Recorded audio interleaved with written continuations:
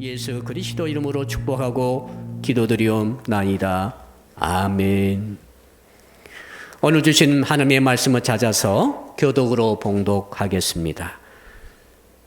구약성경 신명기 8장 1절로 10절의 말씀입니다. 구약성경 274쪽에 있습니다. 신명기서 8장 1절로 10절의 말씀을 읽을 때에 우리 합독으로 읽습니다. 전 가족들이, 전 교우들이 함께 저와 함께 1절부터 10절까지 읽겠습니다. 1절 읽습니다. 시작. 내가 오늘 명하는 모든 명령을 너희는 지켜 행하라.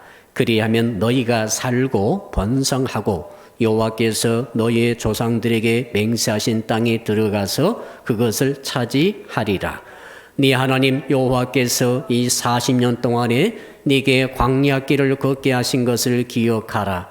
이는 너를 낮추시며 너를 시험하사 네 마음이 어떠한지 그 명령을 지키지 않는지 알려 하심이라.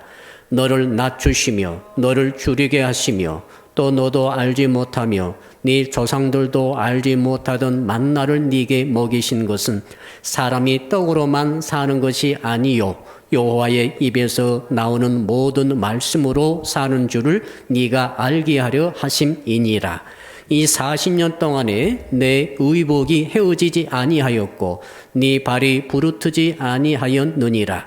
너는 사람이 그 아들을 징계함같이 네 하나님 여호와께서 너를 징계하시는 줄 마음에 생각하고 네 하나님 여호와의 명령을 지켜 그의 길을 따라감 그를 경외할지니라.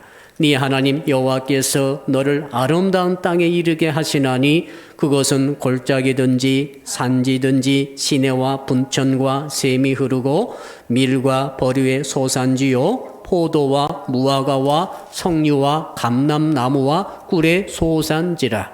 네가 먹을 것에 모자람이 없고 네게 아무 부족함이 없는 땅이며 그 땅의 돌은 철이요 산에서는 동을 갤 것이라. 네가 먹어서 배부르고 네 하나님 여호와께서 옥도로 내게 주셨으므로 말미암아 그를 찬송하리라. 아멘. 우리 혹시 옆에 누가 계시면 이렇게 인사를 나누겠습니다. 가장 작은 자가 되십시오. 네, 가장 작은 자가 되십시오. 좀 기분 나빠하지 마시기 바랍니다. 우리 사람들은 누구든지 가장 큰 자가 되기를 원합니다. 돈을 벌더라도 가장 많은 돈을 벌기를 원합니다. 노래 경연대회에 나가도 1등 하기를 원합니다.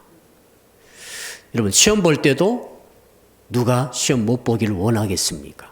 잘 봐서 1등 하기를 원합니다.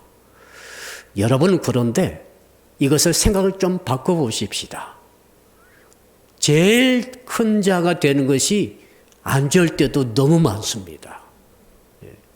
제일 높이 올라가는 것이 진짜 안 좋을 때도 있습니다. 대표적인 것이 코로나19 바이러스 아닙니까? 세계 1위 확진 사망자 숫자는 중국입니다. 그런 1등은 절대 해서는 안 되겠습니다. 불행히도 우리나라가 확진자 2등입니다. 그러나 사망자로는 오늘 보니까 한 50명 됐어요. 4위입니다. 좀 떨어졌죠. 이태리가 그나마 3위, 4위. 그리고 이란이 3위입니다. 위험합니다. 전 세계 국가 유엔에서 등록된 국가 195개 국가인데 이런 종류의 것들은 195등 되면 좋겠습니다. 성경에 보니까 그래서 그런지 큰 자가 되라고 하는 규제도 있어요. 분명히 머리가 되라는 말씀이 있는데 그에 비해서 작은 자가 되라는 규절이 한 9배가 많아요. 한 1:9로 많은 것을 발견합니다. 왜 그럴까요? 오늘 말씀을 통하여서 왜 하나님께서는 큰 자가 되지 말고 가장 작은 자가 되라고 하시는지 이유를 알고 우리 삶에 적용함으로 진정한 치료와 구원의 역사가 있기를 주 이름으로 축복합니다. 자, 왜 가장 작은 자가 되라고 하나님께서는 오늘 본문을 통해 우리에게 말씀을 하실까요? 그 이유가 여러 가지였지만은 가장 중요한 것은 가장 작은 자가 될 때 하나님께서 가장 큰 자가 되기 때문인 줄로 믿습니다. 하나님 앞에 큰 자가 되면은 진짜로는 작은 자가 되어버려요. 그러나 하나님 앞에 내가 정말 섰을 때 가장 미천하고 작은 자가 될 때에 하나님께서는 우리를 진정으로 큰 자가 되도록 이렇게 세워주시는 은혜를 주시는 줄로 믿습니다. 오늘 말씀을 잠깐 배경을 설명드리겠습니다. 신명기 아닙니까? 여러분, 신명기란 뜻 자체가 반복하는 기록, 그런 뜻이에요. 신명기는 모세 오경 가운데 가장 마지막 책입니다. 모세가 죽기 직전에 썼던 책이에요. 무슨 내용인가 하면은, 자, 40년 광야 생활 동안에 모세가 하나님께서 주신 말씀을 받아가지고 가르치고 선포했던 그 모든 말씀을 반복하고 있어요. 재탕하고 있어요. 그리고 그것을 4편의 설교로 요약해가지고 이렇게 기록한 최후의 설교록이 바로 신명기서입니다. 왜 그렇게 했을까요? 여러분, 모세가 지금 이제 거의 수명이 다했습니다. 하나님께서 아마도 모세에게 지시했을 것입니다. 너는 이제 나에게 올 준비를 하라. 그때 모세는 그 귀한 시간 1분 1초가 아까운데 그 시간을 아껴서 어떻게 합니까? 말씀을 다시 재탕하고 다시 선포하고 있습니다. 왜 그러겠어요? 가장 중요하기 때문에 그렇게 한 줄로 압니다. 여러분이 세상 떠날 때 어떤 말씀을 남기고 가실래요? 가장 남기고 싶은 중요한 말을 남길 줄로 압니다. 모세도 똑같습니다. 가장 자기가 평생에 걸쳐서 은혜 받고 하나님과 만나고 주의 말씀 들었는데, 그리고 백성들을 가르치고 모든 백성을 인도하는 일을 해왔는데 가장 정말로 핵심적인 말들을 남기고 가야 되게 돼가지고 딱 했는데 그게 1절 아닙니까? 사랑하는 성도 여러분, 지금 이 모세 앞에 있는 이 백성들은 많이 바뀌었어요. 처음에 모세와 함께 출애굽했던 출애굽 1세대들은 다 죽었습니다. 다 광야에서 죽어버렸어요. 여호수아와 갈렙만 남아있죠, 지금. 그리고 이제 출애굽 2세대들이 대부분의 회중을 이루고 있었어요.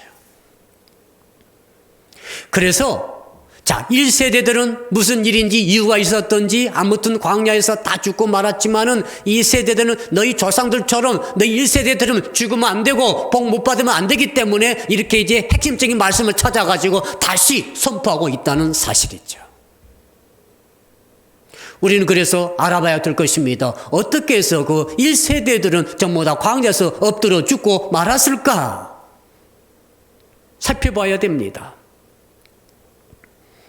자, 우리 1절 한번 읽어볼까요? 신명기 8장 1절 같이 읽읍시다. 시작. 내가 오늘 명하는 모든 명령을 너희는 지켜 행하라. 그리하면 너희가 살고 번성하고 여호와께서 너희의 조상들에게 맹세하신 땅에 들어가서 그것을 차지하리라. 이 8장 1절의 말씀은 모세가 40년간 전했던 모든 메시지의 요약이에요. 요절이에요. 설명한다면 그게 뭡니까? 내 말을 준행하라는 거예요. 하나님께서 모세 통해서 선포하셨던 그 말씀을 너희들 준행하게 되면 내가 3가지 복을 주게 될 것이다.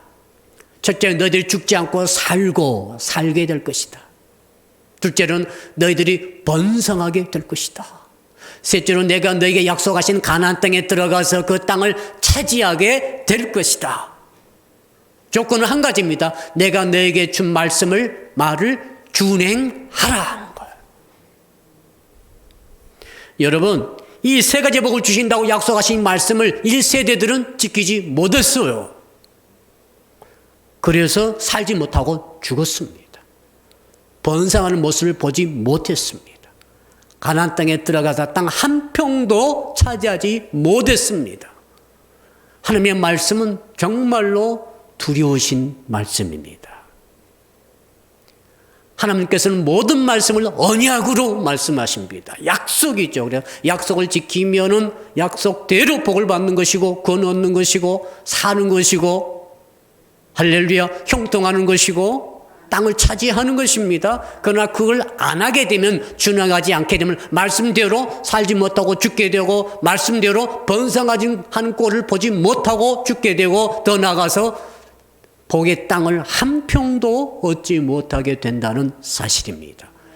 이것이 바로 제 출애굽 1세대들의 모습입니다. 이걸 모세는 40년 동안 눈으로 똑똑히 목격했습니다. 사랑하는 이 세대들, 자녀 손들이 이제 꽉 차 있는데 그들만큼 절대로 조상들처럼 그렇게 해서는 안 되겠기에 신명기의 말씀을 힘들여서 쓰게 된 줄로 믿습니다. 유대인들은 신명기서를 가장 중요시합니다. 우리들은 창세기나 출애굽기를 좋아하죠. 얼마나 액티브하고 재밌는 이야기가 많이 있습니까? 그러나 유대인들은 창세기 있는 이유, 출애굽기가 있는 이유, 민수기가 있는 이유, 바로 신명기 때문에 있다라고 생각합니다. 예수께서 광야에서 시험 받으실 때 악한 이 마귀를 쫓아낼 때 신명기서 말씀만을 3번 인용하셨습니다. 그런 의미로 볼 때 오늘 말씀 대단히 중요한 말씀이에요. 자, 성도 여러분, 그래서 우리는 생각해 봐야 될 것입니다. 도대체 왜 이스라엘 백성들이 1세대들이 전부 다 말씀을 준행하지 못하고 광야에서 죽고 말았을까? 이런 우리는 출애굽기를 전부 읽었습니다. 거기 보면은 얼마나 출애굽했던 이스라엘 백성들이 기적 가운데 살았습니까? 그들은 날마다 만나를 먹고 살았습니다. 만나가 자체가 기적이에요. 아침마다 새벽마다 내리는 만나를 그들은 먹고 살았습니다. 만나가 이제 물리니까 이제 고개 달라니까 메추라기를 먹었습니다. 하늘에서 떨어졌어요. 키운 거 아닙니다. 닭장에 키운 게 아닙니다. 밥 지은 거 아니에요. 밥 지을 필요가 없었어요. 그냥 만나 먹으면 돼요. 기적 아닙니까? 여러분, 낮에는 더우니까 구름 기둥이 쫙 올라와서 그늘을 만들어주고, 밤에는 추우니까 구름 기둥 속에 불이 들어가서 불 기둥이 서 있습니다. 눈만 뜨면은 기적이에요. 눈만 뜨면. 밤에 잠을 잘 때도 이 구름 속에 불이 들어가서 벌겋게 이런 불기둥을 보면서 잠을 취하는 그 아주 환상적인 세월을 40년간 보냈습니다. 여름 곁에 침대 곁에 뭐가 있습니까? 불기둥과 구름기둥이 항상 있으면 얼마나 좋겠어요. 여러분, 낮에는 모세가 듣도 보도 못한 하늘의 신비한 비밀의 말씀을 막 선포해주고 가르쳐줍니다. 환상적인 세월이 40년 아니었습니까? 아말렉 같은 이 대적들이 쫓아오게 되면 하나님께서 또 모세가 손 들게 해가지고 여호수아가 전쟁하게 되면 싹 쓸어버리게 되었습니다. 40년이 기적의 무더기였어요. 어떻게 됐죠? 결론적으로 1세대들은 기적에 파묻혀서 광야에서 다 죽고 말았어요. 그렇게 날마다 기적을 경험함에도 불구하고 왜 이스라엘 백성들은 말씀을 준행하지 못했을까요? 왜 현대에서도 수많은 주의 자녀들이 말씀을 날마다 받고 예배를 드림에도 불구하고 왜 말씀을 준행하지 못하는 것입니까? 오늘 그 이유를 알아야 됩니다. 그래야 지금 우리의 문제가 해결이 되는 거예요. 그 이유가 무엇입니까? 오늘 말씀 답이 나와 있죠. 한번 따라 할까요? 광야 삶의 의미를 알지 못했기 때문입니다. 우리 인생살이가 광야의 생활인데 광야 생활의 의미를 깨달아야만이 말씀을 제대로 준행할 수 있는데, 자, 그래서 우리가 한번 2절 말씀을 읽어 보겠습니다. 2절 시작. 네 하나님 여호와께서 이 40년 동안에 네게 광야길을 걷게 하신 것을 기억하라. 이는 너를 낮추시며 너를 시험하사 네 마음이 어떠한지 그 명령을 지키는지 지키지 않는지 알려 하심이라. 40년 광야길은 네가 걸었지 않느냐, 너희들이 걸어왔지 않느냐, 그것을 좀 생각해봐라, 기억해봐라 하는 것입니다. 왜? 그 삶 속에 해답이 있는 거예요. 여러분이 지금까지 몇 년 살아오셨습니까? 청소년들은 10년, 20년, 청년들은 30년, 장년들은 40년, 50년, 우리 노년들은 70년, 80년 이렇게 살고 있습니다. 어쩌면 하나님께서 우리의 살아온 그 삶의 궤적 가운데 하나님의 비밀을 감춰 두셨을 수가 있습니다. 지금 모세는 말하고 있습니다. 하나님께서 말씀하시는 것이죠. 이스라엘 백성들 너희들은 다시는 제1세대처럼 죽어서는 안 된다. 그러기 위해서는 이 40년 뒤에 걸어왔던 걸음을 한번 기억해 보라. 광야의 의미를 알라는 것입니다. 거기에 보니까 세 가지가 나와 있죠. 출애굽 1세대들이 지켜야 될 세 가지 사항들을 주께서 거기에 이미 말씀하셨어요. 첫째 뭐라고 그랬습니까? 광야 기간 동안에는 너를 낮추라. 한번 따라 합시다.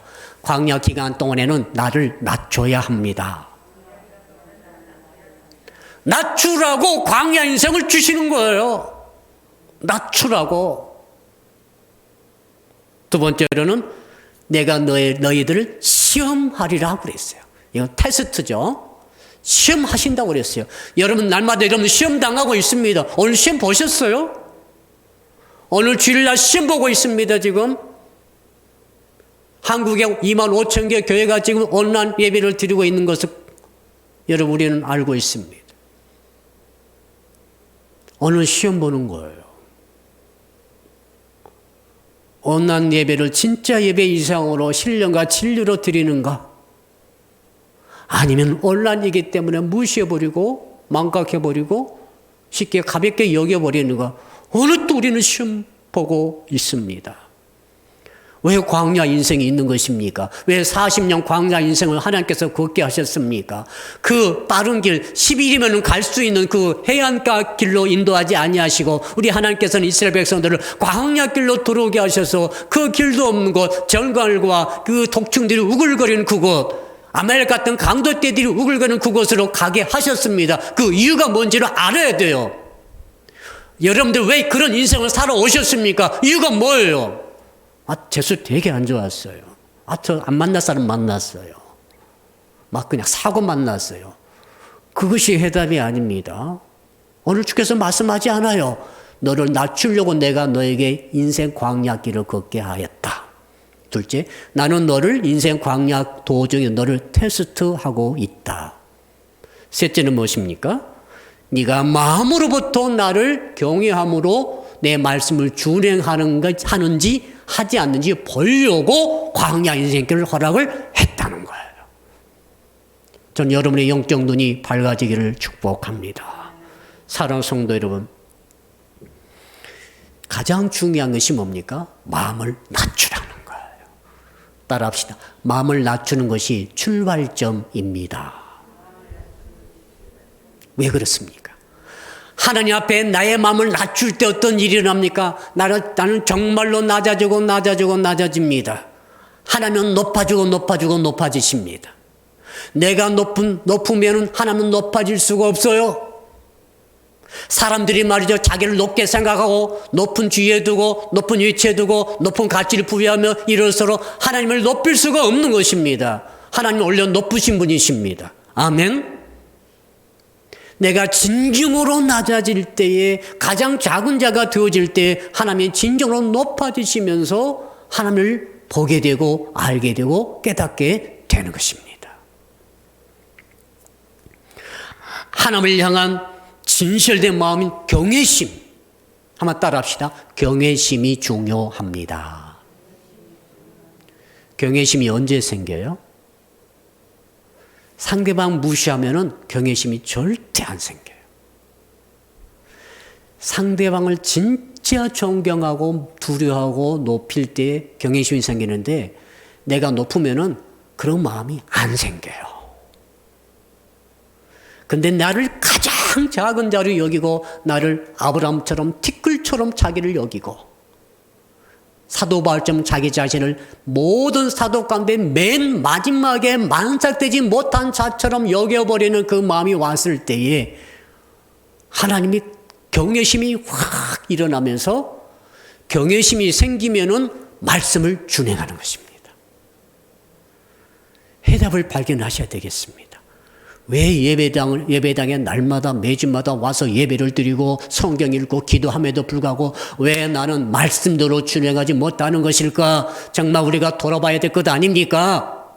그 이유는 뭡니까? 경외심이 없거나 약하거나 부족한 것입니다. 그렇다면 왜 하나님을 우리가 알고 있고 입술로 고백하고 기도도 하고 있음에도 불구하고 왜 하나님께 대한 경외심이 이렇게 부족한 것인가? 그것은 나를 낮추지 않기 때문에 그래요. 뭐나 되는 것처럼 자기를 생각하는 거예요. 자기가 뭔가 할 수 있다고 생각을 계속 갖고 있는 거죠. 그래서 경외심이 생겨나지 않고 경외심이 안 생김으로 말씀을 준행할 수가 없어요. 준행할 수가 없는 것입니다. 이것은. 이제 출애굽 1세대들이 왜 실패했는가 이해가 되시죠? 그렇게 날마다 기적이요, 표적이요, 축복이요, 하나님의 간섭하시며 눈으로 직접 목격하면서 날마다 살아감에도 불구하고 왜 그들은 기적에 파묻혀서 광야에서 죽고 말았을까요? 그들은 마음속에 경외심이 없었습니다. 왜 그것 기적을 보면서도 경외심이 생기지 않았을까요? 여러분의 기적이 생기면 여러분 하나님을 진실로 경외하겠습니까? 장담 못해요. 이스라엘 백성들처럼 이렇게 많이 기적을 경험할 수 있을까요? 북한강이 막 내 눈앞에서 갈라지고 불기둥, 구름기둥이 항상 내 앞에 팍 서 있고 이렇게 보더라도 이스라엘 출애굽 1세대들은 경외심을 갖지 못했습니다. 그래서 복을 받지 못했습니다. 우리라고 다르겠습니까? 기적을 많이 체험한다고 그래가지고 경외심이 생긴다는 보장이 없어요, 여러분. 그래서 하나님께서 말씀하지 않습니까? 너를 낮추라. 나를 낮추는 것을 배우지 못하신 분들은 평생 하나님을 경외하지 못합니다. 아마도 죽는 순간에도 숨이 넘어가는 순간에도 까불면서 죽을 수도 있어요. 낮추는 법을 배워야 돼요. 가장 낮추는 법을 배우지 않으면 하나님에 대한 두려움이 없어져요. 경외심도 없고 존경심도 없고 신뢰성도 생기지 않습니다. 그러나 나를 완전히 낮춰버릴 때 아브라함이 그랬지 않습니까? 자기 조카 롯이 지금 소돔과 고모라에서 멸망당하게 생겼을 때에 아브라함이 중보기도합니다. 중보기도할 때 아주 중요한 말을 하죠. 창세기 18장에 보니까 이렇게 기도합니다. 하나님, 저는 티끌과 같습니다. 흙 한 줌과 같습니다. 그러나 이 티끌과 같고 흙 한 줌 같은 네 가지가 하나님께 간절히 기도합니다. 저 소돔과 고모라를 정말 의인 10명만 있으면 멸망시키지 말아 주십시오. 여러분, 아브라함이 왜 그렇게 쓰임받은지 아시겠습니까? 아브라함이 하나님 앞에 자기를 티끌로 여긴 거예요. 완전히 바닥에 자기를 깔아버린 것입니다. 이것을 터득한 자가 아브라함입니다. 사랑하는 성도들은 사도 바울은 말이죠. 엄청난 은혜 받은 자입니다. 부활의 주님으로부터 직접 1대1로 콜링 받은 사람이 사도 바울 아니겠습니까? 사도 바울이 이렇게 고백하죠. 고린도 전서 15장에 그렇게 고백합니다. 나는 모든 사도들 가운데 맨 마지막에 꼴등이다는 거죠. 맨 마지막에 만삭되어 나지 못한 자와 같다라고 고백합니다. 사도 바울은 정말로 자기를 가장 낮은 자로 여긴 것입니다. 오늘 말씀의 제목이죠. 한번 따라할까요? 가장 작은 자가 됩시다. 우리 교회에서 누가 가장 은혜 받은 자예요? 자기를 진짜 가장 작은 자로 여길 수 있는 자는 가장 큰 은혜를 받은 자입니다. 할렐루야. 이유를 아시겠어요? 목사가 아니에요. 전혀 아닙니다. 홍보리도 제가 저를 우리 교인 중에 가장 작은 자로 진짜로 여긴다면 하나님은 나를 가장 큰 자로 여겨 주실 것입니다. 이것을 깨닫지 못해가지고 1세대들 60만 명은 다 죽었어요. 기적 소용없어요. 별일 다 경험해도 소용없어요. 마음이 높은 자는 어떤 기적을 받아도 어떤 능력을 체험해도 소용없어 다 쏟아버립니다. 엎어진 그릇에 물이 한 방울 담깁니까? 한 방울 담기지 않아요. 자, 그래서 우리는 여기서 도대체 하나님께서 이 갖고 계신 그 생각이 무엇인지를 좀 더 깊이 들어가 봐야 됩니다. 그것은 뭔가 하면 하나님께서 시험하신 거 있지 않습니까? 하나님의 시험이 무엇인가? 한번 따라 할까요? 하나님의 시험을 깨달읍시다. 자, 우리가 세상에서 시험 봅니다. 자, 시험 보면 어떻게 합니까? 공부 열심히 하죠. 열심히 준비해가지고 1등 하려고 합니다. 우등상 받으려고 합니다. 합격하려고 열심히 합니다. 그래서 시험에 합격하게 되면 어떻게 되죠? 월반하게 되죠. 학교를 들어가게 되죠. 입사 시험 보면 합격하면 입사하게 되고, 입학시험 합격하면 입학하게 됩니다. 승급시험 합격하면 승급하게 되고, 승진시험 합격하면 승진하게 되는 거죠. 그래서 우리 시험 보면 우리 세상에서는 무조건 더 큰 자가 되려고 시험 보는 거예요. 그렇죠? 큰 자가 되려고 시험 보는데 하나님의 시험은 반대예요. 완전 반대입니다. 뭐라고 하셨어요? 가장 낮은 자에 처하는 것을 위해서 시험 본다는 것입니다. 하나님께서 저와 여러분에게 시험을 주실 때 지금 하나님께서 우리 대한민국에 시험을 주고 있어요. 시험을. 여러분 인생에 지금 시험이 있다고 했을 때 그 시험의 목적을 알아야 됩니다. 아, 이 시험을 통해서 내가 더 높은 자가 되어야 되겠다. 내가 더 큰 자가 되어야 되겠다. 이게 아닙니다. 반대예요. 아, 이 시험을 통해 내가 가장 낮은 자가 되어야 되겠다. 가장 티끌처럼 흙 한 줌처럼 맨 마지막에 만삭되어 나지 못한 자처럼 내가 나를 낮춰야 되겠다는 것이 하나님의 시험의 목적입니다. 완전 반대죠. 누가 하나님의 시험에 합격하겠어요? 그 어려움이 다가왔을 때, 테스트가 다가왔을 때 나를 낮추는 자는 합격합니다. 많은 자들은 하나님의 은혜를 받는 것을 거꾸로 생각하는 것 같아요. 아, 내가 은혜 받았다. 누가 은혜 받았으면 어떻게 은혜 받았습니까? 이것도 받았고, 이것도 받았고, 물질도 받았고, 건강도 받았고, 이것도 받았고, 다 받았습니다. 명예도 받았고, 이렇게 높이 올라갔습니다. 완전 거꾸로 생각하는 것입니다. 하나님의 시험은 말이죠, 낮아지는 시험이에요. 깨닫기를 축복합니다. 성도 여러분, 그래서 적용해 보세요. 여러분이 혹시 어려움을 당할 때, 낮아지는 시험을 주께서 내게 치르라고 하시는구나 생각하면 틀림이 없습니다. 그때 나는 낮아지면은 회복이 되는 거예요. 낮아지면은 어려움은 어느덧 사라지는 것입니다.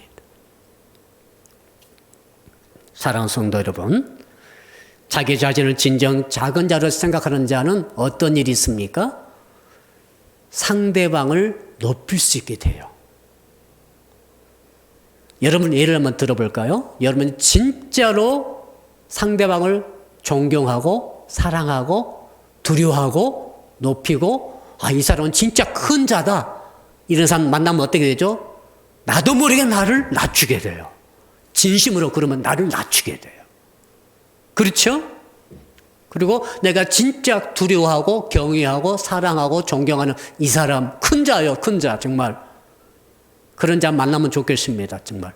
그런 큰 자를 만났을 때 나도 모르게 나를 가장 낮은 자로 여기게 됩니다. 그러면서 이 높은 자가 하는 말을 내가 준행하게 돼요. 나는 정말 낮기 때문에. 이분은 정말 높기 때문에. 하나님 앞에 우리가 똑같아요.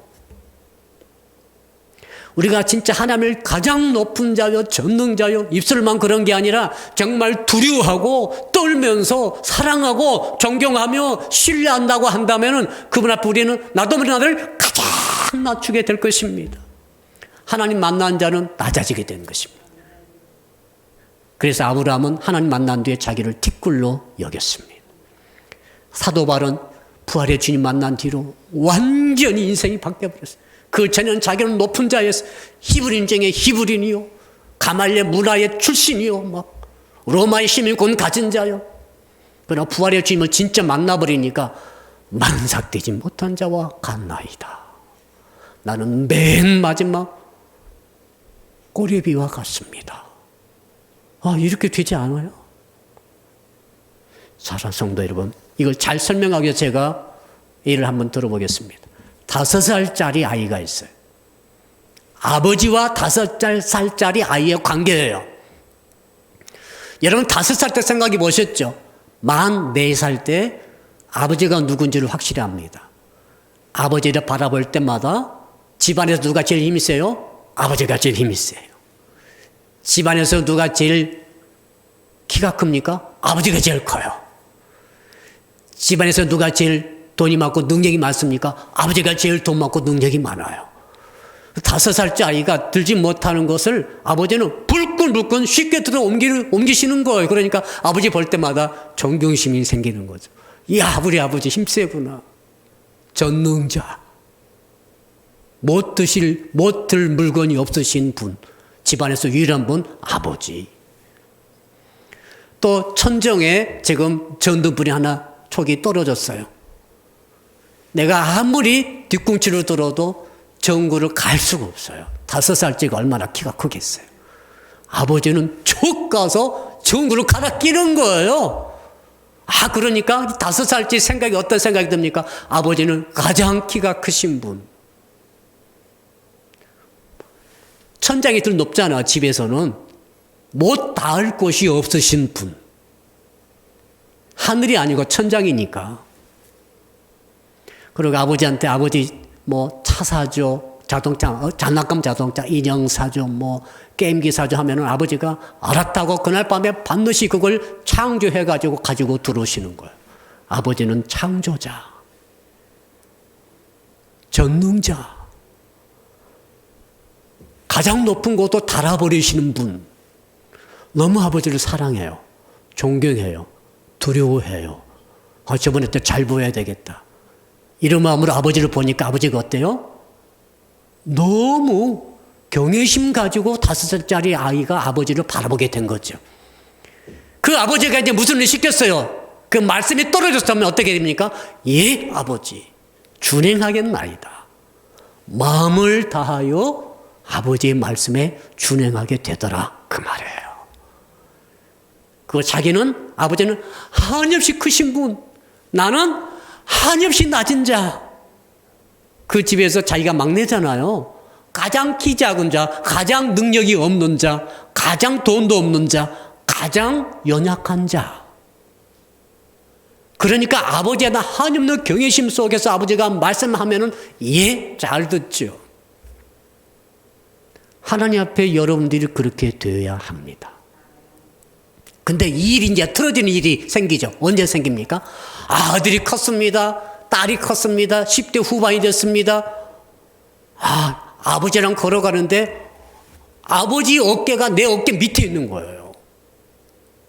키가 더 커버렸어요, 아들이.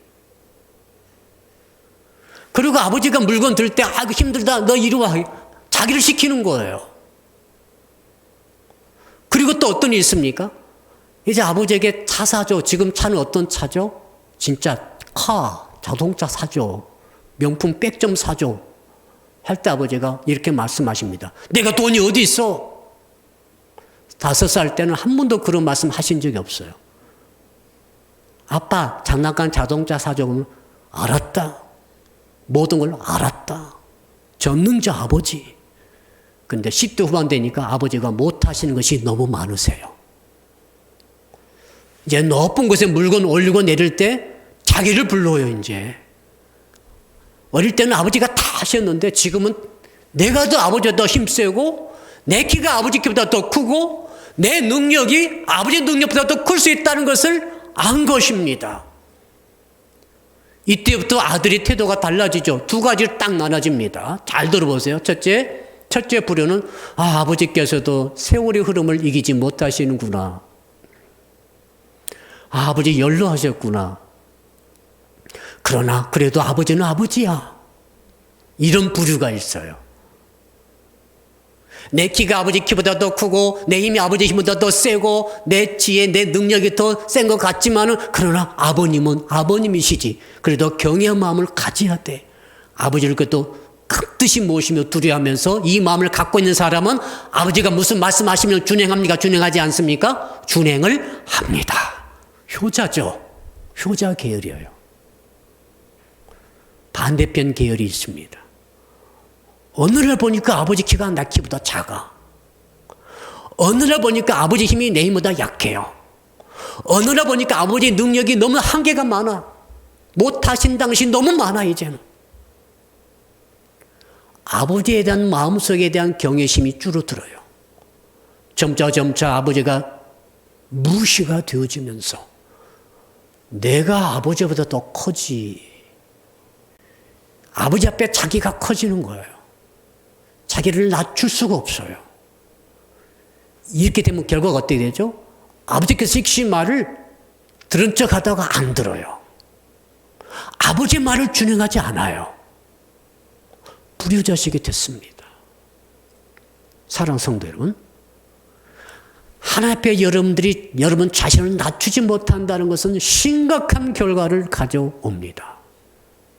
그게 뭐냐면 하나님의 시험에 불합격하는 것입니다. 말씀을 준행하지 않습니다. 여러분 그거 확인하지 않아도 돼요. 준행 안 해요. 아무리 온난 예배 드리라고 해도 안 드려요. 보는 앞에서는 들은 척 할 수도 있어요. 안 봐도 뻔해요. 경외심이 없는데 어떻게 준행합니까? 하나님을 높은 자로 여기고 자기를 진짜 낮은 자로 여길 때 그때 경외심이 생기고 그 경외심이 있어야만이 말씀에 준행할 수 있는 힘도 마음도 신뢰도 믿음도 생기는 것인데 하나님 앞에 하나님이 그렇게 크지 못하시는 분이구나. 하나님의 능력도 말만 하시지 이 땅에 하나도 하나님 일이 하신 일이 없다고 생각하시는 분들이 많아요. 하나님 계시다면 왜 우리 기도에 응답이 안 되는가 이렇게 생각하고 하나님 무시하는 거죠. 하나님 앞에 자기를 낮추지 못하고 높이게 되신 분들은 그러므로 큰 일입니다. 출애굽 1세대의 길을 따라가고 있습니다. 그것이 오늘 말씀의 핵심이죠. 자, 그렇다면 우리 결론적으로 생각해 봅시다. 어떻게 하면 나를 가장 작은 자로 만들 수 있을까요? 이것이 핵심이에요. 세상에서는 그렇지 않죠. 모든 세상의 책들, 유명한 저자는 너 자신을 키워라, 너 자신을 크게 하라 이렇게 굉장히 많은 돈을 쏟아부어서 투자하고 있습니다. 그러나 오늘 말씀은 정반대예요. 사랑하는 성도 여러분, 여러분들이 여러분 자신을 하나님 앞에서 그리고 인생살이 앞에서 세상살이를 무시하면 안 돼요. 세상살이 앞에서 여러분 자신을 가장 낮은 자로 가장 작은 자로 만드시기를 주 이름으로 축복합니다. 이것이 가나안 땅에 들어가는 비결입니다. 이것이 진정한 큰 자가 되는 비결 중에 비결입니다. 어떻게 하면 될까요? 한번 따라할까요? 하나님께서 은혜로 광야길을 주셨음을 믿어야 합니다. 여러분, 우리 하나님께서는 출애굽 1세대를 애틋하게 생각하셨습니다.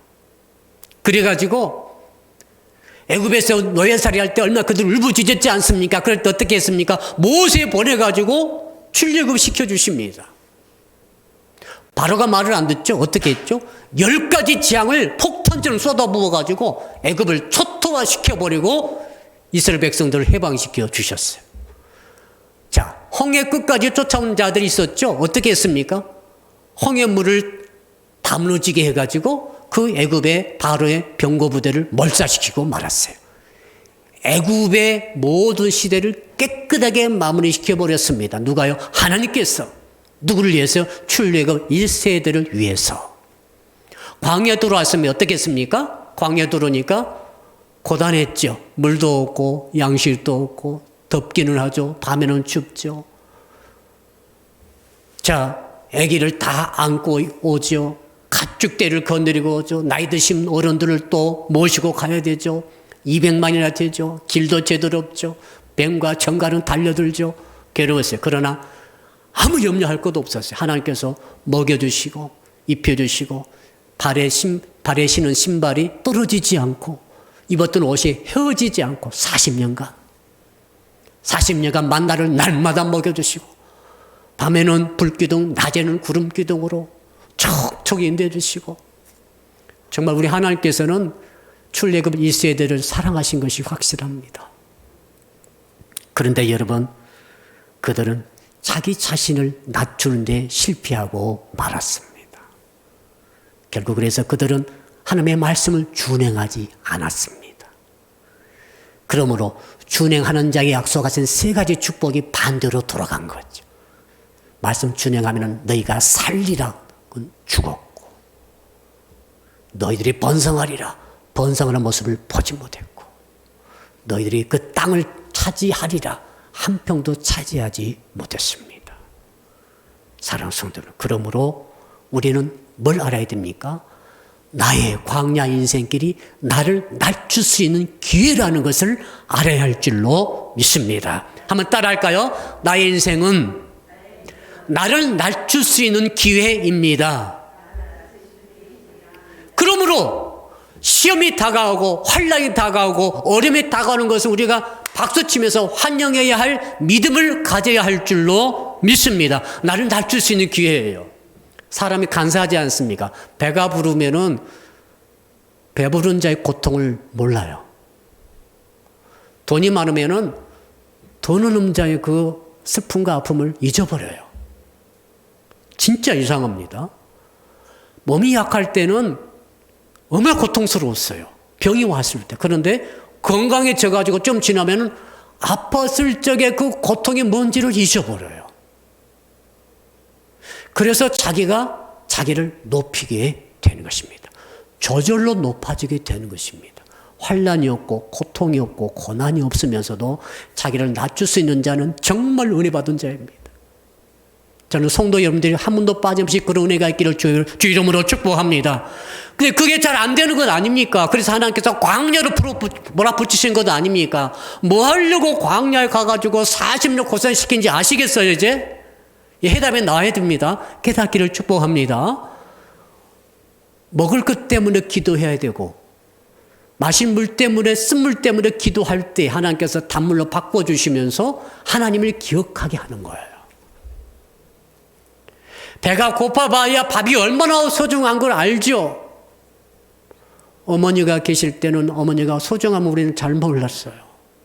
어머니는 항상 거기 계신 분, 항상 나에게 밥 해주시고 옷도 입혀주시고 학비도 주시고 돌봐주시는 분. 어머니가 떠났습니다. 그때서야 아는 거죠.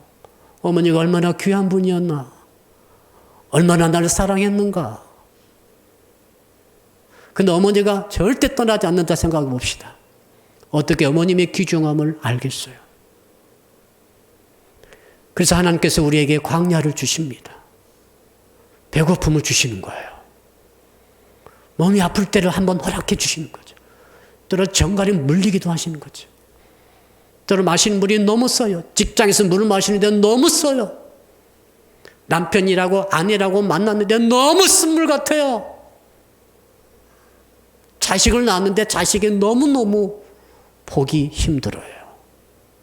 왜요? 너 광야길을 걸어가 보라는 것입니다. 내가 하나님 있는 것은 확실합니다.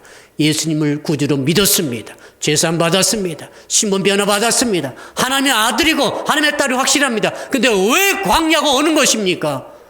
여러분 그렇게 물어보지 마십시오. 구약 성경 전체가 광야 생활 아닙니까? 그걸 지금 가르쳐주고 있지 않습니까? 구원 받았으므로 광야로 들어가는 것이죠. 광야를 그어보면 안 됩니다.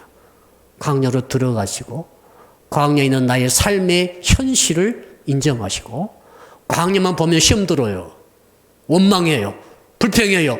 교만해져요. 그러므로 광야 시험을 치르게 하신 하나님의 크신 은혜의 손길을 보시기를 축복합니다. 그 손길은 뭡니까? 나를 낮추시려고. 왜? 낮춰야만이 시험에 합격하지요.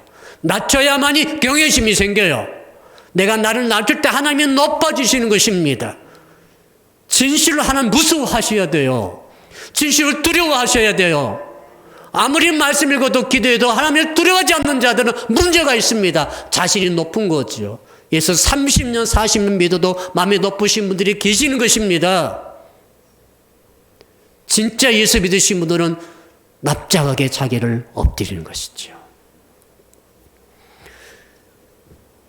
지금 우리나라가 코로나19로 너무 고통 중에 있습니다. 이 말씀 드리려고 말씀 마치려고 합니다. 왜 하나님께서 우리나라에게 코로나19를 허락하셔서 이렇게 온 백성이 고통당하게 하시나이까? 우리는 계속 지금 물어보고 있어요. 여러분, 그 이유를 뭘로 여러분 성경적으로 푸시겠습니까? 성경적으로 풀려야 돼요. 그래야 이것을 이길 수 있습니다. 하나님께서 10일이면 갈 수 있는 해안가 길로 이스라엘 백성도 인도하지 않으셨습니다. 그리고 40년 광야길로 이끌어 들이셨어요. 마귀가 이끌어간 거 아닙니다. 하나님께서 이끌어 가셨어요. 친히 불기둥과 성령의 구름 기둥으로 끌고 가니까 딴 데 갈 수가 없어요. 아시겠죠? 하나님께서 우리가 예를 들어서 서울 가려고 하는데 성령의 구름길이 나타나가지고 나를 따라오라 하고 따라가는데 요 경춘 고속도로 해서 가면 참 좋겠죠? 빨리 가니까. 근데 백봉산으로 올라가시는 거예요.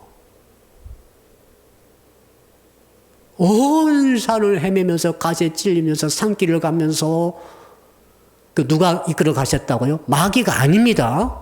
성령의 구름기둥, 불기둥이 성도를 그렇게 이끌어 가실 수 있다는 사실을 여러분들이 인정하셔야 돼요. 말씀 아닙니까 지금? 말씀 앞에 고집 피우지 마십시오. 말씀 앞에 인정하세요. 나라고 하는 인생도 누굽니까? 하나님께서 똑같은 하나님의 자녀 아닙니까? 어떻게 하시겠어요? 광야길로 이끌어 가시는 거죠. 고속도로 가면은 인간이라는 종자는 자기를 낮출 수 없어요. 단 한 명도 예의가 없습니다. 아브라함도 사도 바울도 누구요 또? 성경 한번 대보세요. 고통 없이 광야길 없이 자기를 낮출 수 있어가지고 하나님께 주시는 큰 은혜 받은 자가 누가 있어요? 한 명도 없어요. 여러분만 그런 광야길을 안 가고 나를 스스로 낮출 수 있는 은혜를 받고자 하십니까? 그러면은 긍휼을 구하고 기도하시기를 바랍니다. 사랑하는 성도 여러분, 이제 말씀의 결론을 내리겠습니다. 우리 교회가 이렇게 초유로 온라인 예배를 지금 드리고 있어요. 이렇게 쾌적하고 크지 않지만 적당하고 아름다운 성전 이 교회당 건물에서 예배드리지 않고 왜 하나님은 저 좁은 집에서 그 작은 핸드폰을 눈이 아프게 빠지게 들여다보면서 또 조작 처음 오신 분들은 어려울 수도 있어요. 이렇게 예배를 드리게 하십니까? 하나님께 여쭤보셨습니까? 저는 여쭤봤어요. 왜 이렇게 하십니까? 그때 주께서 하시는 말씀 그거죠. 어제도 현선 목장 대신방 했는데 만날 수 없으니까 전화를 했어요. 은혜가 굉장히 됐습니다. 할렐루야. 그런데 정말 그룹으로 모여가지고 얼굴과 얼굴을 대면하면서 식사를 나누면서 차를 나누면서 충분히 사정 들어보고 기도도 해주고 필요한 안수 기도도 하고 이런 과정을 할 수가 없었습니다. 너무 제한적이죠. 기도도 짧게밖에 할 수가 없었어요. 은혜는 있었습니다만 이렇게 어려워요. 이 어려움을 좀 기억해 보라는 것입니다. 너희들이 편하게 다 갖춰진 장소에 나와서 매주 드렸던 그 예배가 얼마나 귀한 것이었는지 아느냐. 이제 이렇게 한번 예배를 드려보라. 지금도 중국에 지하교회, 북한의 지하교회 수많은 자들은 각각 처소에서 옛날 카타콤 성도들처럼 가정에서 취한 곳에서 숨을 죽이며 예배를 드리고 있다는 것을 기억하라는 것입니다. 사랑하는 성도 여러분, 우리 국민들이 지금 고생하고 계십니다.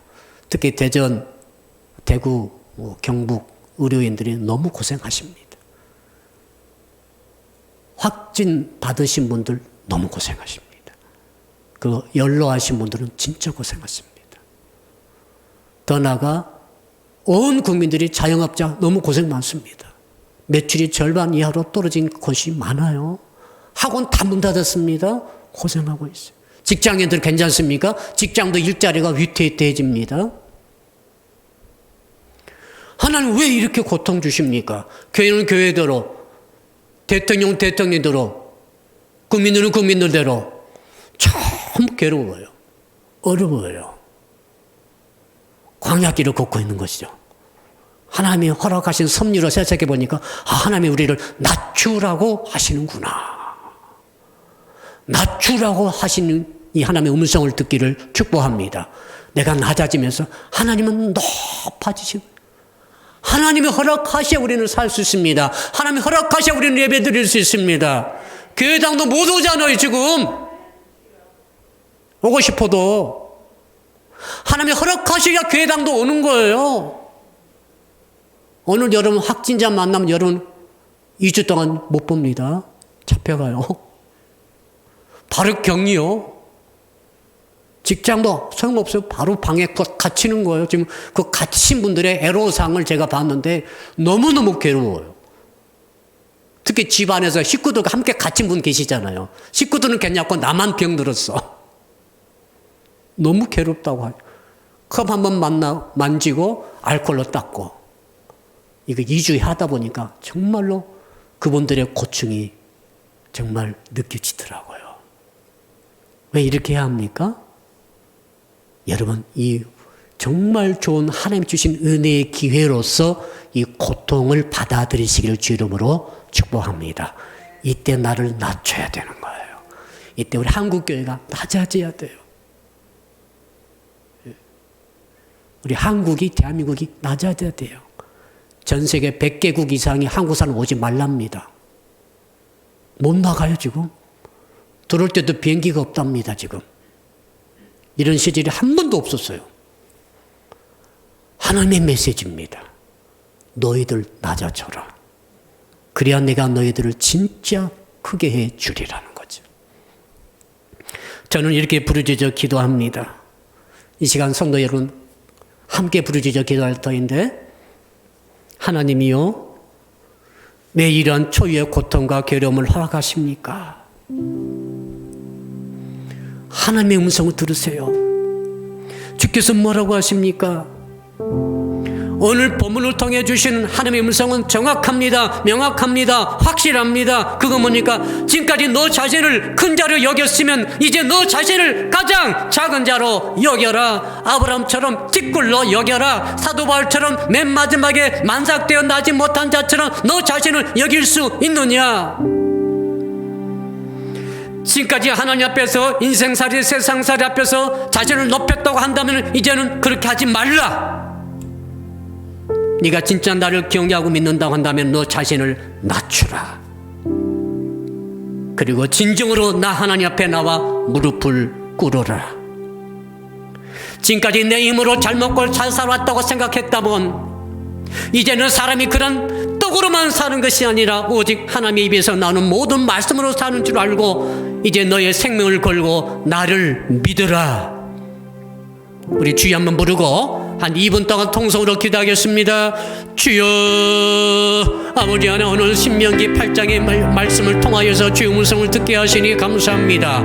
아버지 하나, 정말로 중요한 것은 이 환난이 아니라 어려움이 아니라 고통이 아니라 광야가 아니라 광야를 허락하신 하나님의 뜻이며 하나님의 손길이며 광야 경험을 통해서 우리를 시험하시는 하나님의 테스트이며 이를 통해서 우리를 낮추고자 하시는 하나님의 시험의 목적이요 의도인 줄로 믿습니다. 아버지 하나, 오늘도 우리 온 백성들이 괴로워하고 있습니다. 고통스러워하고 있습니다. 한국교회 절반 이상이 지금 온라인 예배드리면서 답답해하고 있나이다. 아버지, 고통 중에 깨닫게 하여 주십시오. 이 괴로움 중에 나 자신의 위치를 낮추게 하여 주시옵소서. 아브라함처럼 찌끌처럼 나를 낮추게 하여 주시고 사도 바울처럼 나를 만삭된 나지 못한 자처럼 맨 마지막에 있는 자로 나를 낮춤으로 말미암아 하나님을 진정으로 경외하게 하시고 하나님을 진정으로 두려워하게 하시고 하나님을 진정으로 높이는 자가 되게 하심으로 주께서 주신 말씀을 준행함으로 약속하신 가나안 땅에 들어가게 하여 주시옵소서. 회복되게 하여 주시옵소서. 다시 일어나게 하여 주시옵소서.